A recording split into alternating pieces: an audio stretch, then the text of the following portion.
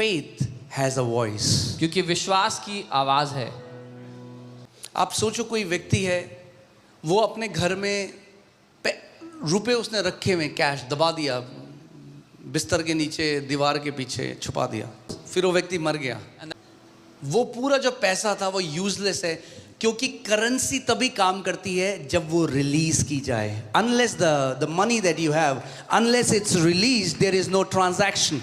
तक वो पैसा इस्तेमाल नहीं किया जाएगा, वो बेकार है, किसी काम का नहीं है। Are you getting what I am saying? समझ रहे हैं जो मैं कह रहा हूँ?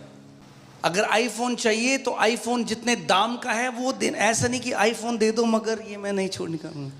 For a transaction to happen, एक लेन देन होने के the लिए currency has to be released. पैसा देना पड़ता है। For a spiritual transaction to happen, एक आत्मिक the लेन देन के spiritual लिए currency has to be released. आत्मिक करेंसी को देना जरूरी है।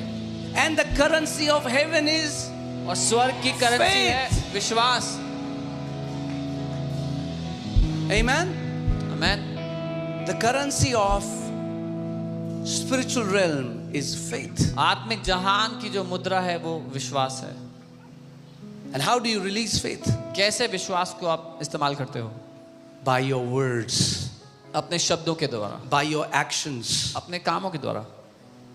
That's how you release faith. ये तरीका है अपने विश्वास को इस्तेमाल करने का। प्रभु यीशु मसीह बोट में है, तूफान आ गया, वो सो रहा था, चेले यीशु को बोल रहे हैं तुझे ध्यान नहीं है, हम मर रहे हैं। Let's see what Jesus says. Luke 8:25. लूका 8 उसका 25। But he said to them, that means Jesus said to them, where is your faith? उसने उनसे कहा, यीशु ने चेलों से कहा, तुम्हारा विश्वास कहाँ गया? Huh? What did Jesus say? Where is your faith? He didn't say you have no faith. He said, where is the faith? You have faith. Where is it?